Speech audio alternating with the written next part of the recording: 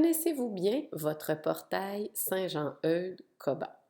Voici une petite vidéo d'environ 3 minutes qui va vous faire découvrir ou redécouvrir des options très intéressantes de Coba.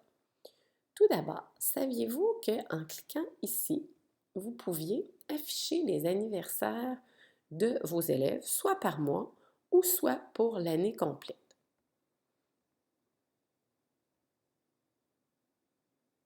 De même, à l'accueil, on a toujours les messages de l'administration. Il faut savoir que ces messages s'adressent à tout le monde, et ce, même si on n'est pas du monde. Donc, il faut être invité à aller jeter un coup d'œil pour au moins voir si l'objet du courriel pourrait nous être pertinent. Saviez-vous aussi qu'il est possible de recevoir tous vos courriels à l'adresse, le courriel COBA dans le fond, à l'adresse courriel de votre choix, votre adresse personnelle ou une adresse que vous utilisez plus souvent.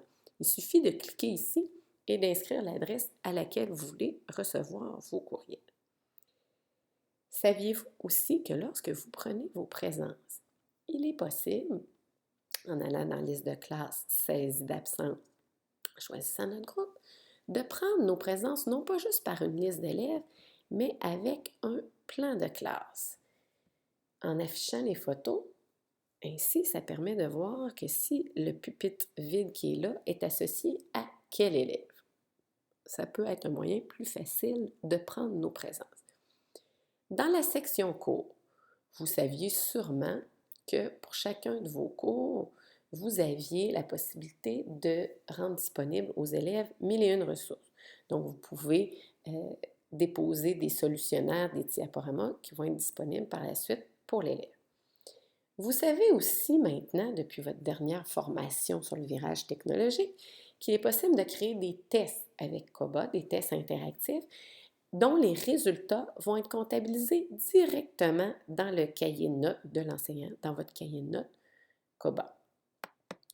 Parlant de cahier de notes, vous êtes invité, lorsque vous réalisez des travaux, lorsque vous ajoutez un travail qui est un travail à remettre ou une évaluation, vous êtes invité à cliquer sur Charge de travail. En cliquant sur la charge de travail, vous verrez les travaux ou les évaluations que l'élève a à chacune des dates de la semaine. Donc, si vous vouliez fixer, par exemple, votre évaluation, votre remise d'un gros travail le jeudi 3 novembre, bien, comme il y a déjà un débat, bien, ça serait possible, si c'est possible pour vous, de le changer pour une date avant ou après.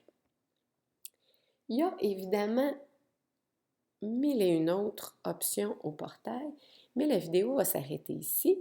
Si vous voulez en savoir plus sur les options présentées ou sur une autre option, vous êtes invité à consulter le tutoriel PDF où il y a toutes les procédures pour chacune des options, toutes les procédures très détaillées.